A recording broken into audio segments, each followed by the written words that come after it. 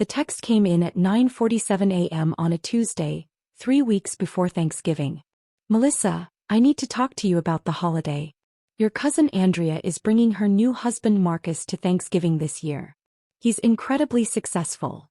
Manages $1 billion hedge fund in Manhattan. Very high-profile clients. Your father and I think it might be best if you skip this year. You'd feel uncomfortable and honestly we don't want any awkwardness. Andrea's so proud of him and well, you know how these things are. Maybe next year. Love you. Mom. I stared at my phone in the back of the town car. My driver James glanced at me in the rearview mirror. Everything all right, Miss Chen? Fine, James. Just family things. I read it again. Then a third time. Each word felt like a small, calculated knife. You'd feel uncomfortable. Translation, you'd embarrass us. You know how these things are. Translation, you're the family failure and we need you to disappear when success shows up. I typed back, understood. No argument. No hurt feelings expressed. No explanation of why this was cruel. Just one word because I'd learned years ago that defending yourself to people determined to misunderstand you was pointless. Mom's response came 30 seconds later. You're so mature about this. I knew you'd understand. We'll do something special just as soon. Maybe lunch. That lunch would never happen. It never did. I put my phone away and looked out at the Manhattan skyline. My office building gleamed in the morning sun, 47 floors of steel and glass. The car pulled into the underground executive parking level, past the regular parking into the section marked Private Executive Suites Only. Have a good day, Miss Chen, James said as he opened my door. You too, James. See you at 5. The private elevator took me directly to the 45th floor. The doors opened to reveal floor-to-ceiling windows overlooking Central Park, tasteful modern art on the walls, and my assistant Derek already at his desk. Morning, Melissa. Coffee's ready. Your 10 a.m. with Riverside Capital called. They're running 15 minutes late. And your 2 p.m. quarterly review is still on. Thanks, Derek. Who's the 2 p.m. again? He checked his tablet. Marcus Thornton. Whitmore and Associates. Quarterly portfolio review for account 47 Alpha. I froze for just a second. Marcus Thornton? Yes. Third quarterly review. Want me to pull his file? No, I remember now. Thanks. I walked into my office, closed the door and stood at the window. Marcus Thornton. My cousin Andrea's new husband. The man so successful that my presence at Thanksgiving would somehow diminish his shine. The man who, for the past 9 months, had been managing one of my investment accounts without knowing who I actually was. Account 47 Alpha was held under a trust, the Redwood Family Trust, managed through a law firm. Marcus had never met me in person. Our previous 2 quarterly reviews had been conducted via video conference, with my camera conveniently malfunctioning. He'd been speaking to a voice, reviewing numbers, collecting his substantial management fees. He had no idea that the $95 million portfolio he'd been managing belonged to the family disappointment who wasn't worthy of Thanksgiving dinner. I sat down at my desk and opened the file. Marcus Thornton, 34, Harvard MBA, 7 years at Goldman Sachs before joining Whitmore and Associates 3 years ago. Married to Andrea Chen 6 months ago in what Mom had described as the wedding of the century. I hadn't been invited to that either, coincidentally scheduled the same weekend as an unavoidable family trip to Napa. The portfolio had performed adequately. Nothing spectacular but solid returns. Conservative strategies. He was competent if unimaginative. My phone buzzed. A group text to the family chat, the one I was still included in probably because Mom forgot to remove me. Andrea, so excited for Thanksgiving. Marcus is bringing wine from a client who owns a vineyard in Bordeaux. Dad, he wants to talk to you about investment opportunities. Mom, wonderful. It'll be our most elegant Thanksgiving yet. Dad, looking forward to it. Good to have someone in the family who understands real wealth. Uncle Richard, about time we had some financial expertise at the table. Andrea, he's being so modest about it, but his clients include 3 Fortune 500 CEOs. I'm so lucky. I set the phone down. The irony was almost beautiful. They wanted financial expertise at the table? I'd built a $340 million personal portfolio by age 33. I was the principal investor in 6 different ventures. I sat on 2 corporate boards. Last month, Forbes had interviewed me for an article on young tech investors under my business name, Chen Capital, which was apparently not famous enough for my family to connect to me. But Andrea had married a hedge fund manager, and that was impressive in a way they could understand and brag about. He worked for a firm with a name. He managed other people's money. That fit their narrative of success. I'd built wealth. But I'd done it quietly, strategically, without their approval or involvement. And because they'd never bothered to ask what I actually did, because something with computers was enough for them to categorize and dismiss me, they had no idea. Started when I was 16. My cousin Andrea was the golden child, prettier, more charming, better at saying what adults wanted to hear. I was the weird one who liked math and spent too much time online. When Andrea made cheerleading captain, I made the robotics team. When Andrea dated the quarterback, I taught myself to code. "Why can't you be more like Andrea?" became my mother's favorite refrain. "She's so poised. So social. You need to put down the computer and learn to interact with people, Melissa." At family dinners, Andrea would talk about her plans: marketing degree, work in fashion or PR, marry someone successful. Everyone would nod approvingly. Then they'd turn to me. "And Melissa? Still doing your computer things?" The tone made it clear. This was a phase, a quirk, something I'd grow out of once I got serious about life. I got into MIT. Full scholarship. My parents seemed almost disappointed. "It's so far away," Mom said. "And Boston is so cold. Andrea's going to much better for networking." What she meant was, Andrea's going somewhere glamorous where she'll meet the right kind of people. You're going somewhere for nerds. At MIT, I discovered I wasn't weird. I was exactly where I belonged.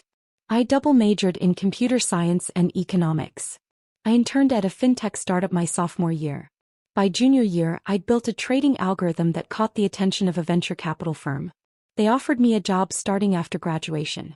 Salary, $180,000. Plus equity. I called home excited. "That's nice, honey," Mom said. "Andrea just got engaged. To a lawyer. We're planning the wedding for next summer. You'll be a bridesmaid, of course." I was not, in fact, a bridesmaid. Andrea chose her sorority sisters instead. I was invited to the wedding, seated at a back table with distant relatives I'd never met. The lawyer marriage lasted 18 months. I didn't tell my family when I made my first million. I was 25, and it came from a combination of my salary, my equity in the startup, which got acquired, and smart investments I'd made using my own algorithm. I didn't tell them because I knew exactly what would happen. They'd either try to control it or dismiss it as luck. That I stayed quiet. I moved to New York. Kept my head down. I invested carefully. At family gatherings, the questions were always the same. "Still doing tech stuff? Are you seeing anyone? You know, Andrea's dating a doctor now. It's not too late to pivot to something more stable, Melissa." I'd smile. I'd nod. I'd give vague answers. And I'd leave early, returning to my real life, the one where I was building something they couldn't comprehend or diminish. By 30, my portfolio had crossed $200 million.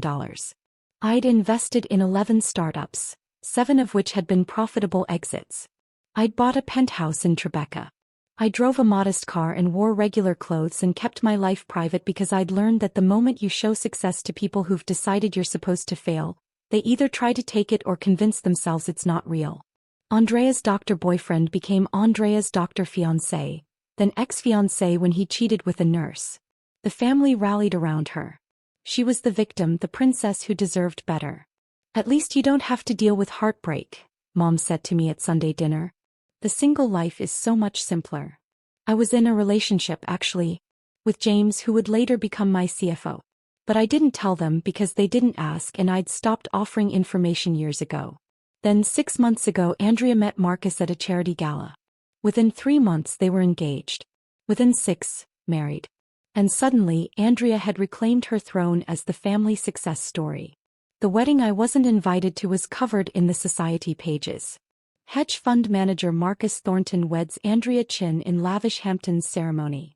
There were photos of Mom and Dad beaming, of Andrea in a designer gown, of the intimate gathering of 300 guests.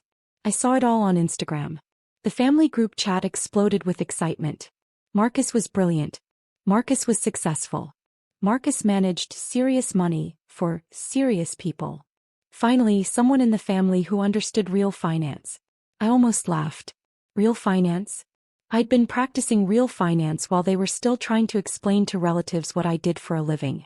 But I said nothing. I just watched. 9 months before the wedding, I'd been looking for a new portfolio manager for one of my diversified accounts. My primary investments I managed myself, but I believed in spreading risk. I wanted someone to handle a conservative, traditional portfolio, stocks, bonds, some real estate exposure. About $95 million that I wanted managed competently but not aggressively. My attorney, Richard Voss, recommended Whitmore and Associates. They're good, he said. Not flashy but solid returns. They work with high net worth individuals. Very discreet. Who would be managing it? Probably Marcus Thornton. He's their rising star. Used to be at Goldman. Smart guy, bit of an ego, but he knows what he's doing. Marcus Thornton, I repeated. You know him? No, I said. Never met him. Which was true. I hadn't. Andrea brought him to one family dinner before the engagement, but I'd been unable to attend. Actually, I'd been in Singapore closing a deal, but I told them I had the flu. Set it up through the Redwood Trust, I told Richard. I want complete anonymity. He reports to you, you report to me. Richard didn't ask why. He'd been my attorney for 7 years. He knew I valued privacy. The account was established. Marcus Thornton was assigned. The first quarterly review happened via video conference, my camera off. Technical difficulties, Richard explained. Miss Chen prefers audio only. Marcus hadn't questioned it. Why would he? The account was worth $95 million. His fees were substantial. As long as the money was real, who cared if the client was camera shy?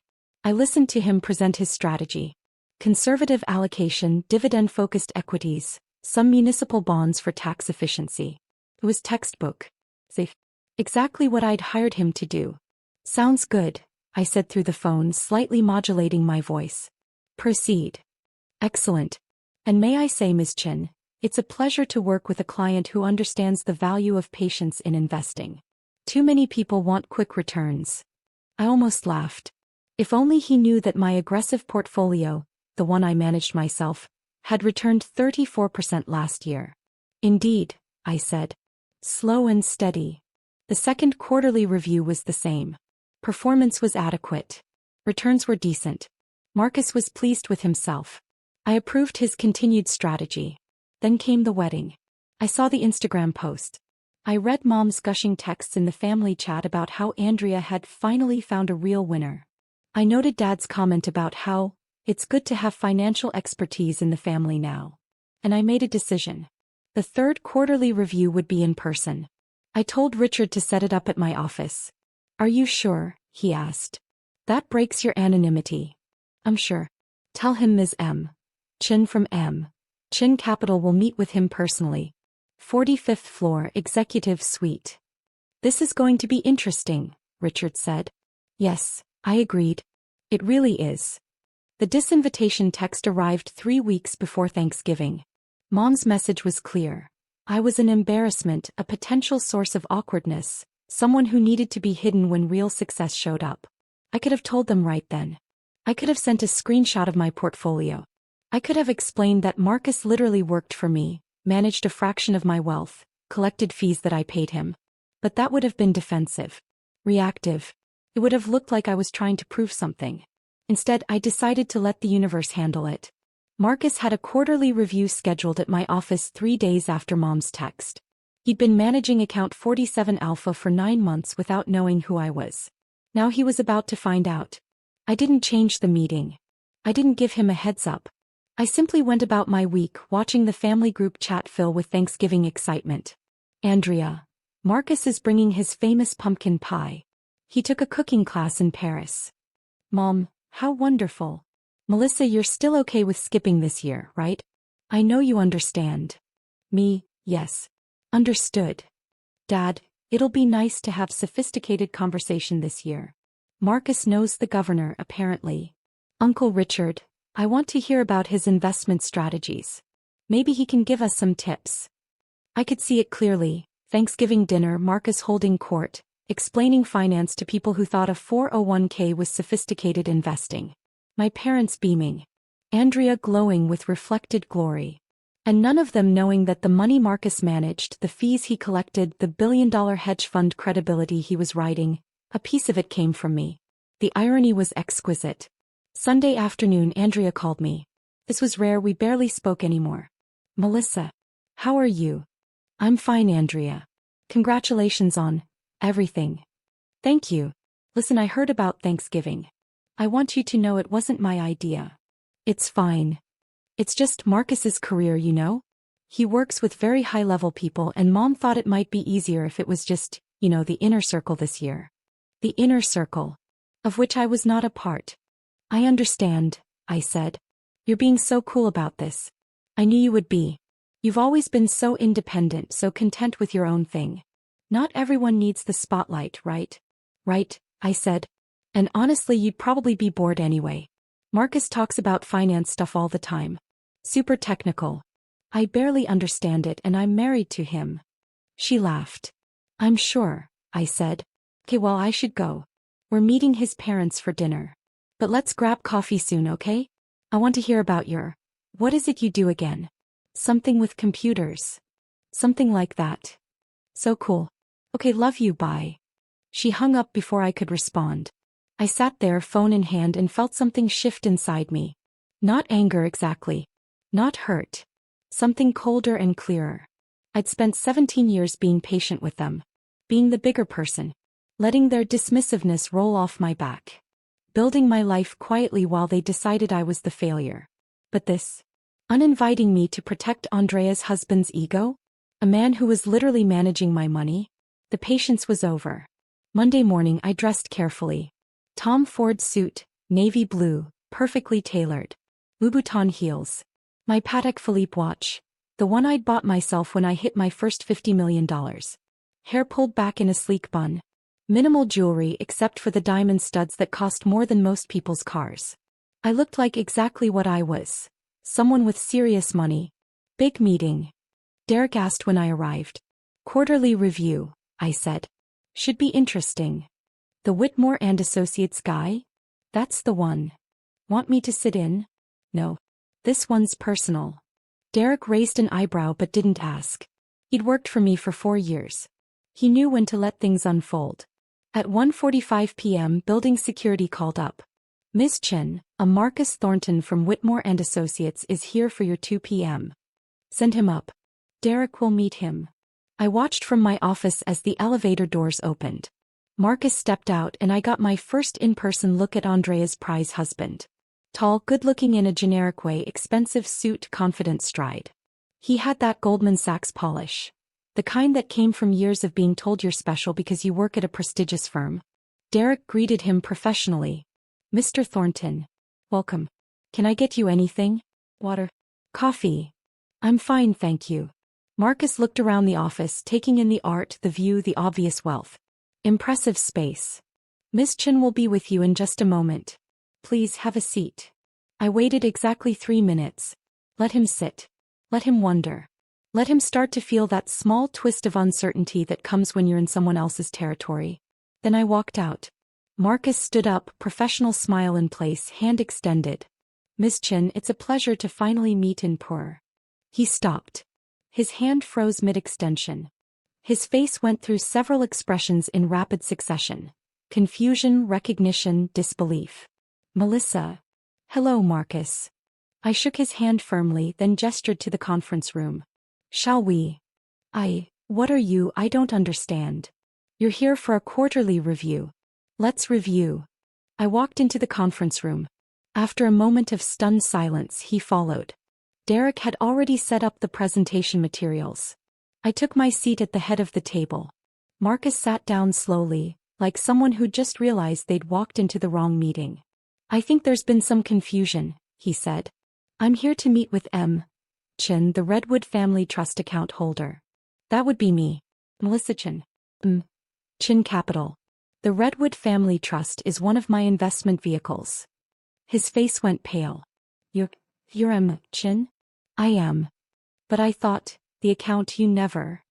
I prefer privacy. My attorney Richard Voss handles the administrative details. But this is my account. My $95 million. which you've been managing for 9 months. I watched him process this. Watched the numbers click into place. Watched him realize that Andrea's dismissed, unimportant cousin, the one not worthy of Thanksgiving dinner, was the client paying his substantial fees. I had no idea, he finally said. I'm aware. That was intentional. I opened the portfolio file. Now shall we discuss performance? I have several questions about your Q3 allocation decisions. For the next 20 minutes I put him through his paces. Every decision, every trade, every rationale. I asked technical questions about beta coefficients, Sharpe ratios, tax loss harvesting strategies. I questioned his sector weightings, his international exposure, his duration risk in the fixed income allocation. Marcus was good at his job. I wouldn't have hired Whitmore and Associates if they weren't competent. But he was visibly rattled. His usual smooth presentation kept stuttering. He'd start to explain something, then seem to remember who he was talking to, and his confidence would waver. The emerging markets position, I said, looking at the allocation chart. You're underweight relative to the benchmark. Why? Well, given the volatility in that sector, I thought a conservative approach. The whole point of this portfolio is conservative. But conservative doesn't mean timid. Emerging markets are down 12% from their peak. This is a buying opportunity, not a time to hide in large-cap domestic equities. I can adjust that allocation. Please do. I'd like to see a rebalancing proposal by end of week. I made a note. What about the real estate exposure? You're heavy in REITs but light on direct property holdings. Direct property requires more active management, and I wasn't sure. I have a team for that. If there are attractive opportunities in commercial real estate, I expect you to identify them. That's what I'm paying you for. Of course. Absolutely. I let the silence sit for a moment. Marcus shifted in his seat, then seemed to realize he needed to address the elephant in the room. Melissa, I have to say I'm shocked. I had no idea you were involved in this level of... Andrea never mentioned that you... Andrea doesn't know what I do. Neither do my parents. Neither does anyone in the family, actually. But why? If you've built this kind of wealth, why wouldn't you? Tell them. I smiled. What would be the point? So they could take credit for it? Try to control it? Ask for loans they'd never repay? Or worse, convince themselves it wasn't real because it didn't fit their narrative of who I'm supposed to be. Marcus said nothing. He couldn't really. Because he'd married into that family. He'd seen how they operated. You seem like a smart man, Marcus. So let me ask you something. In the 9 months you've been managing this account, did you ever wonder who Chen was? Yes, of course. But client confidentiality. Did you ever Google it? Chen Capital.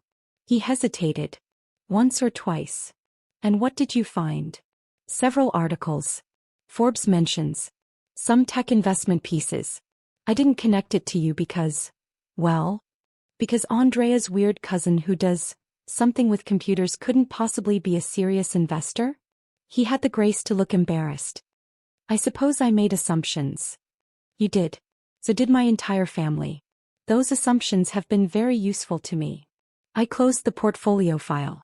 Now let's discuss expectations going forward. This account will continue as is. You'll report to Richard Voss. You'll provide quarterly reviews in person, now that we've established the relationship. And you'll maintain complete confidentiality about who your client is. Of course. That's standard practice. Good. Because here's what's going to happen, Marcus. In 3 weeks you're going to Thanksgiving dinner at my parents' house. Andrea will be proud of you. My parents will be impressed by you. My uncle will ask you for investment advice. And you will act like you've never met me. His eyes widened. You're not going to tell them? Why would I? They uninvited me because my presence would make you uncomfortable. Because I'd feel out of place around your success. I leaned back in my chair. Do you know what my total portfolio value is, Marcus? Not just this account, my entire holdings. He shook his head. $340 million. Give or take. This $95 million account you manage? That's about 28% of my total wealth. The rest I manage myself, through direct investments, private equity, venture capital. Last year my personal returns were 34%. This year I'm tracking at 41%. Marcus's face had gone from pale to ashen. I own a penthouse in Tribeca worth $12 million.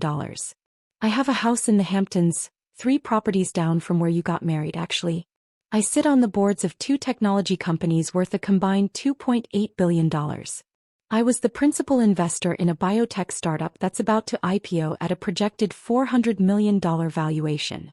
Forbes is running a feature on me next month about successful young tech investors. I stood up. Marcus automatically stood as well. So when you sit at Thanksgiving dinner and my father asks about your investment philosophy, when my mother gushes about how wonderful it is to finally have financial expertise in the family, when Andrea looks at you like you're her trophy, remember this meeting. Remember that the person they dismissed, the person they found embarrassing, is the reason you're collecting management fees on a $95 million account. Melissa, he seemed to be struggling for words. I don't know what to say. Say you'll have the rebalancing proposal to Richard by Friday. Yes. Of course. But, can I ask why you're doing this? Why not just tell them the truth? I walked to the window, looked out at the Manhattan skyline. Because, Marcus, the truth is only valuable to people who are willing to hear it. My family decided who I was when I was 16 years old. They've been congratulating themselves on that assessment ever since. Nothing I say will change their minds. But this. I turned back to him. This is justice. You're going to sit at their table, accept their admiration, and know that it's all based on a fundamental misunderstanding. You're going to see them dismiss me, mock me, pity me, and you're going to know what they don't. And you're going to live with that knowledge and never be able to share it. That seems cruel, maybe, but not as cruel as uninviting your daughter to Thanksgiving because she might embarrass the golden child's husband. I picked up the portfolio file. We're done here. Derek will see you out. Marcus stood there for a moment looking like he wanted to say something else. Then he seemed to think better of it, gathered his materials and walked to the door. He paused. For what it's worth, I think they're idiots. They're my family, I said. I'll decide what they are. He nodded and left. I stood at the window for a long time after he was gone, watching the city below. My phone buzzed. The family group chat. Mom, just confirmed the menu with the caterer. This is going to be our best Thanksgiving ever. Andrea, Marcus is so excited. He's never had a real family holiday before. Dad, looking forward to talking business with him. Finally, someone at the table who speaks my language. I smiled. Oh, this was going to be interesting. The week before Thanksgiving, things started happening. Wednesday, Richard called. Just received Marcus's rebalancing proposal. It's very thorough. Very aggressive, actually, much more than I expected from him. Good. He's motivated. He also asked if you'd reconsider attending Thanksgiving. Said he'd be happy to explain to your family that he knows you professionally, that you're a respected colleague. What did you tell him? That it wasn't my place to convey messages. But Melissa, this is eating at him. He's called 3 times this week with portfolio questions that could have waited until the quarterly review. Let him call. It's good for him to take this account seriously. You know, he could just tell Andrea the truth. He won't. How do you know? Because then he'd have to explain why he didn't tell her immediately. Every day that passes makes it harder to reveal. By now he's trapped in the secret as much as I am. The only difference is I chose this trap. He walked into it. Richard was quiet for a moment. You've thought this through. I have. And you're absolutely sure about not going to Thanksgiving? Richard, they uninvited me. I'm simply honoring their wishes. Friday I got a text from Marcus. Miss Chen, I wanted to let you know the rebalancing proposal has been submitted. Also, I've been thinking about our conversation. Would it be possible to schedule a call? I didn't respond. Saturday, another text from the family chat. Andrea, 2 days until Turkey Day. Marcus is making his famous Brussels sprouts too. Mom, I'm so grateful for this family. Well, most of it. Smiling face with smiling eyes. Dad, Andrea, you really hit the jackpot with this one. Uncle Richard, can't wait to hear about the hedge fund business. I've always been fascinated by high finance. I turned off notifications. Monday morning, Derek caught me before I went into my office. You have a visitor. Didn't have an appointment, but she says she's your cousin. Andrea Chen. I paused. Where is she? Reception. Want me to send her away? No. I'll see her. conference room. Andrea was wearing head-to-toe designer Chanel suit, Hermes bag, shoes that cost more than some people's monthly rent. She looked polished, perfect, every inch the successful hedge fund manager's wife. She also looked nervous. "Melissa, thank you for seeing me. I know I should have called, but I was in the neighborhood and—" "You're never in this neighborhood, Andrea. What do you want?" She blinked at my directness. We'd always played nice before, maintained the pretense of sisterly affection. "I wanted to talk to you about Thanksgiving." "I'm not coming. We've established that." "I know, but, Melissa, Marcus has been acting strange all week. He's distracted, stressed. Yesterday I asked him what was wrong and he said it was work stuff, but I think he feels bad about you not being invited. That's between you and Marcus. He asked if we could invite you. But Mom already finalized the seating chart and the catering order, and it would be awkward to change things now, and honestly I think it's better this way. You'd be miserable anyway. You never liked these big family things." "Is that what you came here to say?" "No. I came to ask, what do you do exactly? Marcus asked me yesterday what your job was and I realized I don't actually know. You're in tech, right? Something with websites." I almost laughed. Here it was. The curiosity sparked not by genuine interest in me, but by her husband's sudden questions. "I'm an investor," I said. "Oh. Like stocks and stuff?" "Private equity, venture capital, direct investments in technology companies. Some traditional portfolio management." "That's so cool. So you're like what, a financial advisor?" "No. I'm a principal investor. I invest my own capital." "Wow. I didn't know you had capital to invest." "Good for you." She said it like I'd told her I had a nice savings account. "So you work for an investment firm?" "I own an investment firm. Chen Capital. This is my office." Andrea looked around, really seeing it for the first time. The art. The view. The expensive furniture. The implicit wealth in every detail. "This is your company?" "It is." "Like you own it?" "You're not just renting office space here." "Andrea, I own the firm. I manage investments worth several $100 million. This isn't a side hustle. This is what I've built over the past 12 years. She stared at me. "Several $100 million? "Yes. But, why didn't you ever say anything? Why didn't Mom and Dad know?" "They never asked." "Neither did you. We thought you were just doing some tech job. Like coding or website design or something." "I did that too. That's how I started. But I built it into something bigger." Andrea sat down slowly. "Does Marcus know?" There was the real question. "You'd have to ask him," I said. "Melissa, please. Does my husband know that you have—" She couldn't seem to finish the sentence. "Andrea, if you want to know what Marcus knows, ask Marcus. That's between you and him." She looked at me with something I'd never seen from her before. Actual vulnerability. "He's been so weird this week. And now you're telling me you're some kind of investment mogul and he's asking questions about you and I need to know if something's going on." "Nothing's going on. Your husband is a hedge fund manager. I'm an investor. We exist in the same professional ecosystem. That's all." "But you've met him? Professionally?" "I've met a lot of people professionally." "Melissa, please.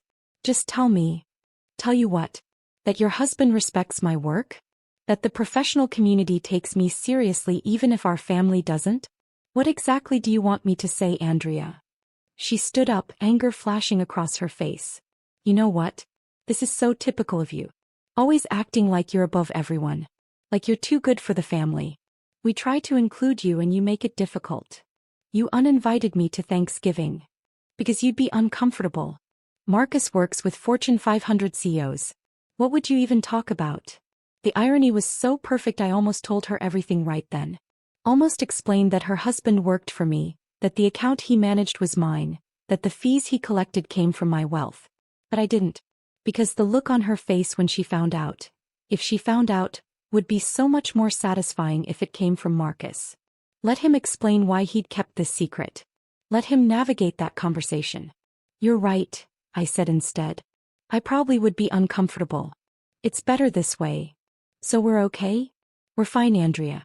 Enjoy your Thanksgiving." She left, but I could see the doubt in her eyes. The questions forming. The suspicion that something wasn't quite adding up. Good that I spent Thanksgiving in the Hamptons. My house, the one 3 properties down from where Andrea and Marcus had gotten married, was quiet, peaceful, exactly what I needed. I'd invited James, my former boyfriend, current CFO, and his wife, Derek, and his husband, and Richard Voss and his family. We had dinner at 3 p.m., cooked together, laughed, told stories.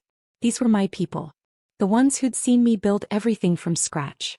The ones who knew what I was worth, not in dollars, but in determination and intelligence and refusal to accept other people's limitations. To chosen family, Richard said, raising his glass. To chosen family, we echoed. My phone was off. I didn't need to see the family group chat filling with pictures of their perfect Thanksgiving. I didn't need Andrea's Instagram posts about her amazing husband and her amazing life. I knew exactly what was happening there. I'd lived it enough times to write the script. Mom would be holding court in the kitchen, directing everyone. Dad would be asking Marcus about investment strategies he didn't understand. Uncle Richard would be trying to impress Marcus with his limited knowledge of the market. Andrea would be glowing, proud, the center of attention as Mrs. Marcus Thornton. And Marcus would be sitting there watching my parents praise him, listening to their barely concealed contempt for me, and knowing the truth they refused to see. That was consequence enough. Friday morning, I turned my phone back on. 47 missed calls. 63 text messages. 12 voicemails. Most were from numbers I didn't recognize. Several were from Andrea. 3 were from Marcus's work number. 2 were from my parents.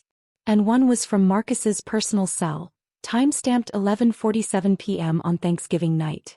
I listened to it. Miss Chen, Melissa, I need to talk to you. Something happened at dinner. Please call me back. It's urgent. Please. The text from Andrea was simpler. Call me right now. From Mom, Melissa, we need to talk about what Andrea told us. Call us immediately. From Dad, this is unacceptable. You deliberately humiliated this family. I smiled. Apparently Marcus had broken. I called Richard. Did I miss something interesting? Oh, Melissa. He was laughing. Oh, you have no idea. Andrea called me last night at midnight, screaming about client confidentiality breaches. She'd apparently confronted Marcus about whether he knew you professionally, and he caved. Told her everything. Which led to her telling your parents. Which led to your father calling me, threatening legal action for conspiracy to deceive the family. Legal action for what? That's what I asked. He couldn't articulate an actual cause of action. He's just furious that you made him look foolish. I didn't make him look like anything. He did that himself. I explained that to him. I also explained that client confidentiality agreements work both ways, and that Marcus violated his by disclosing your identity without your permission. Whitmore and Associates is not happy with him right now. Is he in trouble? Let's just say his bosses want to understand why he told his wife about a client's private financial information. Even if that client is family. I felt a small twinge of something, not quite guilt but awareness. I didn't want him to lose his job. He won't. But he will be reprimanded. And he should be. You're not the one who broke confidentiality, Melissa. He is. What did my parents say? Your mother wants to know why you've been lying to them. Your father wants to know why you hid your success. Andrea wants to know if you did this to embarrass her. They're all very focused on what you did wrong and remarkably uninterested in examining their own behavior. So typical. Yes. What should I do? What do you want to do? I thought about it. I could call them. I could explain. I could try to make them understand that I hadn't hidden anything. They'd simply never bothered to look. But what would be the point?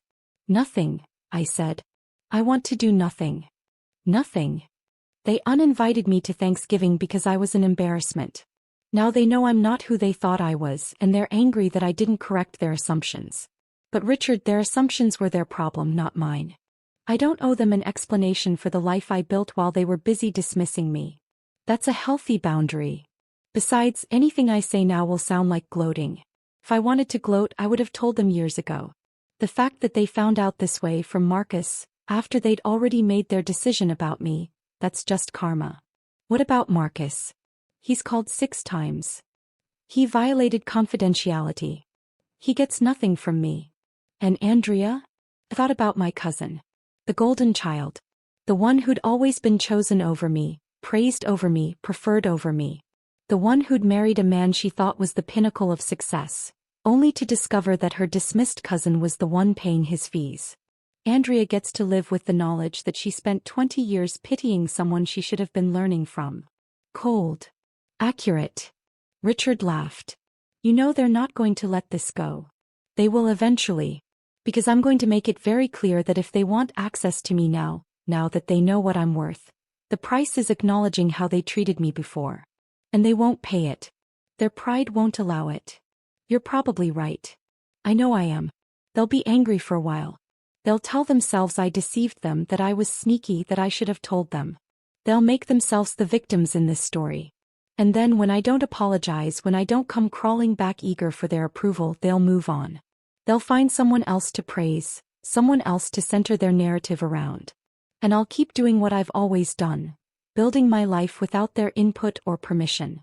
What about Marcus? What about him? His career may take a hit from this. Client confidentiality violations are serious. Then he shouldn't have violated it. I didn't force him to tell Andrea. He made that choice. Those are his consequences to manage. 6 weeks later, I got an email from Marcus. Subject: resignation and apology. Chen, I wanted to inform you personally that I've resigned from Whitmore and Associates. The firm and I agreed it was best given the circumstances. I've recommended my colleague Jennifer Santos to take over account 47 Alpha. She's excellent and I believe you'll be pleased with her work. I also want to apologize. I violated your confidentiality and there's no excuse for that. You trusted me with your portfolio, and I betrayed that trust by disclosing your identity.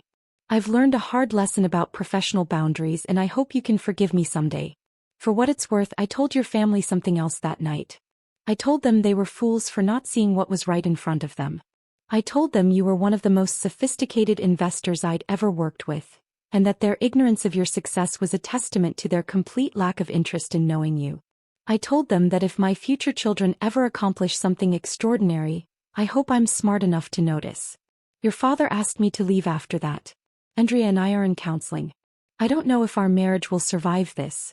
She's angry that I kept your secret and I understand why.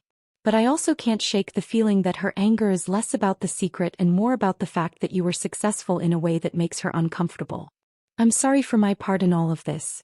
You deserved better from your family and you certainly deserved better from me. Sincerely, Marcus Thornton. I read it twice, then forwarded it to Richard without comment. He called 5 minutes later. Well, that's something. It is. Are you going to respond? No. He apologized. He defended you to your family. He's losing his marriage over this.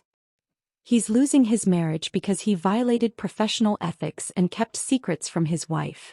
That's not my fault. True. But Melissa, the man stood up for you. To your father's face. That took courage. It took guilt. That's different. Maybe. But I think he meant it. I looked out my office window. Snow was starting to fall over Manhattan, turning the city into something clean and new. It doesn't matter if he meant it, I said. What matters is that he finally saw the truth. They all did. Not because I convinced them or proved myself to them, but because the universe put it right in front of their faces in a way they couldn't ignore or dismiss. And how does that feel? Quiet, I said. It feels quiet. And it did. The anger I'd carried for so long, the hurt of being dismissed, the frustration of being underestimated, it had burned off like morning fog. What remained was just the simple fact of my life. I had built something extraordinary.